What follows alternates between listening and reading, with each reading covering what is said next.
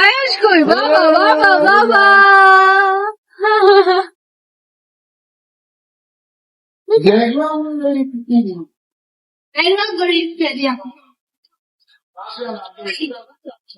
বন্ধুরা, তোমরা হয়তো সকলেই জেনে থাকবে যে আখির ছেলে আয়াসের আজকে জন্মদিন। আখির ছেলে আয়াসের জন্মদিন, সেই উপলক্ষে আখি কি লুক নিল, আখি কেন তার ছেলের এই সুন্দর জন্মদিনের অনুষ্ঠানে এই কালো ড্রেসের লুক নিতে গেল।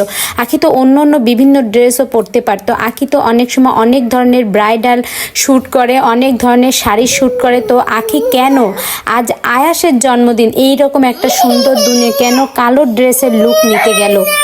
তাহলে কি আহাদ আসেনি সেই জন্যই কি আখি তার কষ্ট পাচ্ছে, দুঃখ পাচ্ছে? সেই দুঃখ প্রকাশের জন্যই কিন্তু আখি এই কালো ড্রেসের লুক নিতে গেল। বন্ধুরা, তোমাদের কি মনে হয়? তোমাদের মতামত কিন্তু কমেন্ট বক্সে জানিয়ে যেতে ভুলবা না।